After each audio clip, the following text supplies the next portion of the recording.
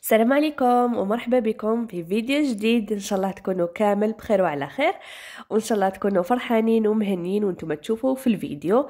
اليوم ان شاء الله راح نشارك معكم وصفة بزاف سهلة تاع كريمة الليمون، تجيكم روعة. شوفوا، ما تخرج لكم هكا المرورية الجو، تجيكم هايلة. واش فيها هذه الوصفة؟ ننتقلوا مباشرة للوصفة. فيها 3 حبات تاع بيض، مع كاس ماشي معمر مليح تاع سكر عادي، وكاس تاع عصير الليمون ثاني ماشي معمر بزاف. انا حصرت 2 حبات جاوني تقريبا كاس معمر. نخلطوا هذه المكونات مليح، لازم يتخلطوا مليح قبل ما تحطوهم فوق النار. تخلطوهم حتى هذاك البيض يتجانس مع السكر والليمون، وبعد ما تجانس مليح هذيك المكونات نحطوا هذا الخليط فوق النار.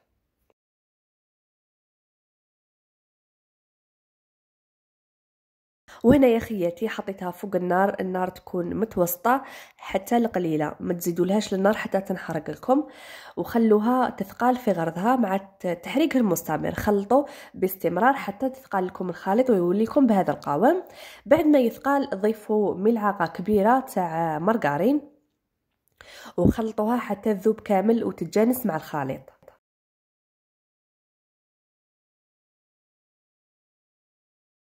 ومن بعد نحكموا غيسيبيون ولا طبسي ولا اي حاجه كانت عندكم ولا ليان. نديروا فيه هذاك كريمه الليمون، نحطوها فيه كما راكم تشوفوا. شوفوا القوام تاعها راهو تقريبا سائل، ما راهو ثقيل بزاف، ما راه طالق روحو بزاف، راه نص نص. ومن بعد نحكموا سيلوفان ونديروه اون كونتاكت مع السطح الفوقاني. لازم الكريمه تلامس السيلوفان باه ما تدلكمش هذيك القشره من الفوق. نخلوها حتى تبرد كامل، ومن بعد نحطوها في الفريجيدار ليله كامله، على الاقل 4 سوايع 5 سوايع، ولا ليله كامله حتى تشد روحها مليح.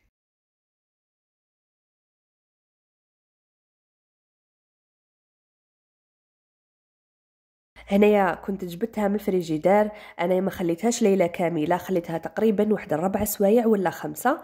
درتها مع الحشيه وعمرتهم. استخدمتها في الليل. درتهم في لي تارتولات كما وريت لكم المره اللي فاتت، كنت صنعت لي تارتولات.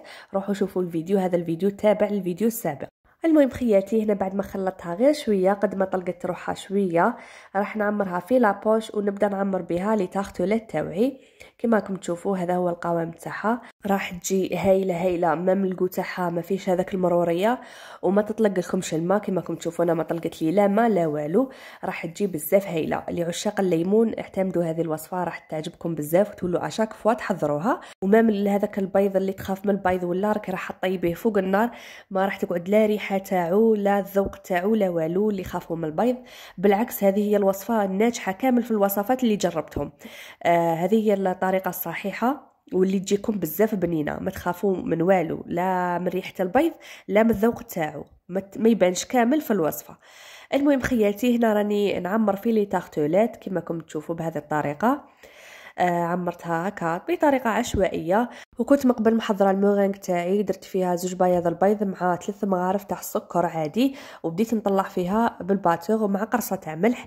طلعتها وبديت نزين في لي تارتولات تاعي عشوائيا هكايا. التزيين نتوما والاختيار تاعكم وانتوما والابداع تاعكم.